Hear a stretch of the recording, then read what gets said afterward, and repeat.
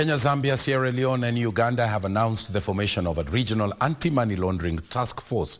During a high-level workshop hosted by the Auditor General, Nancy Gathongo, auditors from the 5 countries agreed that the new initiative will coordinate the anti-money laundering efforts across the member countries and enhance transparency.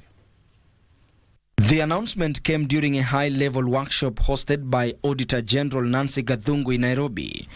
Delegations from Kenya, Zambia, Sierra Leone and Uganda emphasized that the regional task force is both timely and strategic in addressing the complex challenges in anti-money laundering audits.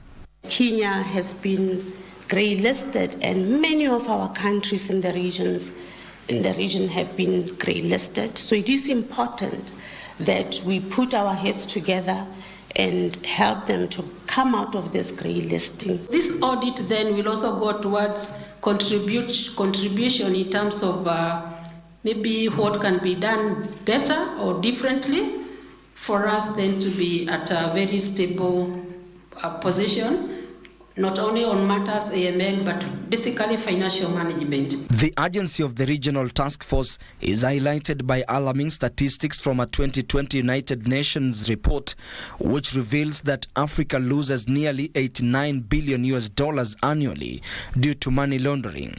The problem is particularly acute in participating countries Kenya, Sierra Leone, Uganda and Zambia, each of which loses over $1 billion each year to such illicit activities. It's kind of like a chain. So you have, in the Netherlands, you have like the banks, and they need to report suspicious transactions. And then they go to the government, and the government needs to look into this data and select the most suspicious transaction and then prosecute or trying to prosecute the most likely cases of money laundering to effectively stop money laundering, or at least hinder it as much as possible.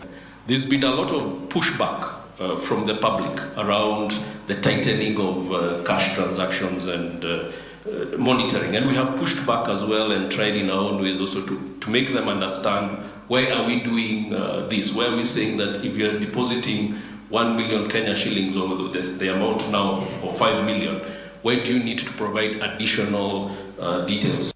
The task force is designed to combat these substantial financial losses and foster greater transparency and accountability within the region.